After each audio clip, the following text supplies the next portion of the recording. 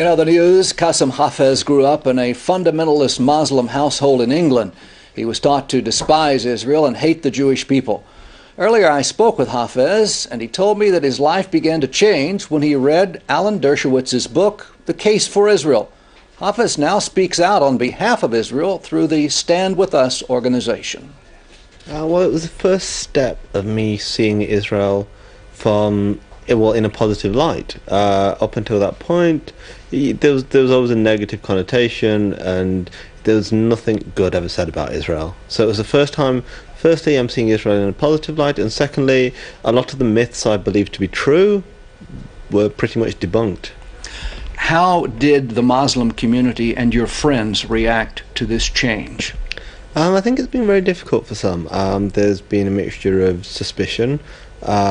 Some quite aggressively, are against what I say and dislike me. Some have been quite receptive and been willing to listen, as they've known me for many years, so are willing to listen to why this change of heart almost. Well, you call yourself a Muslim Zionist, but you also say some in the Jewish community have also expressed a little skepticism. Yeah, of course. I mean, I guess that's understandable. But hey, I believe what I believe, and I stand up for that. And I just say my actions speak louder than my words. You have said in the past that one of your father's heroes was Adolf Hitler. Yeah. Has your family disowned you? There are strained relations with some members of my family. Some have been very receptive and very supportive, in fact. So it really is mixed. On the whole, there is almost a distance now. But with some members, we're still very close, and some have been very much interested in what I have to say, and also now see Israel in a very positive light.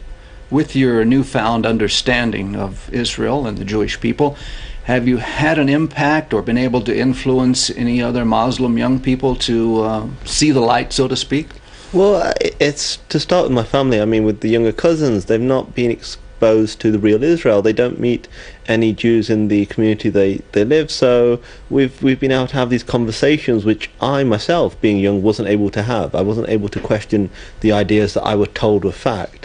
So with them, we've had some really good conversations. They're having a balanced view, but also with the talks I did with StandWithUs, we did a campus tour, and we had some mixed audiences. We had Muslims attend the talks, and we had some really interesting conversations afterwards. So hopefully, even if I can get through to one person, I see that as a success. Are you a practicing Muslim today? Yes, of course. It's my religion. I stand by that.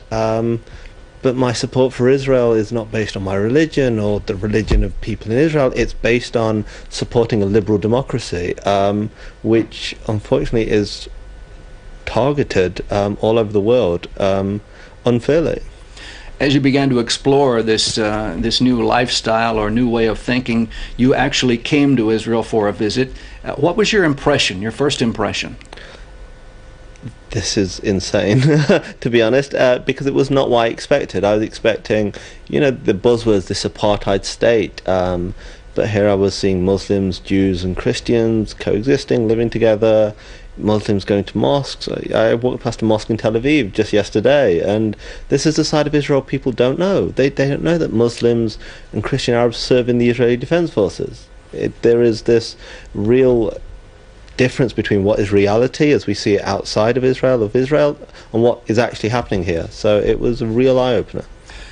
You said once you began to change your views and opinions that you had, after you learned the truth, you had to stand with Israel.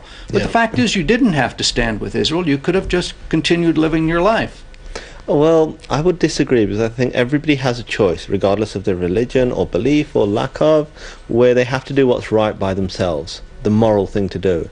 And for me, there would be absolutely no point if I'd come to Israel and occasionally looked at my holiday snaps and that was it. I see a wrong happening. I see the vilification of Israel. I've seen the real Israel. I have a responsibility to stand up for that.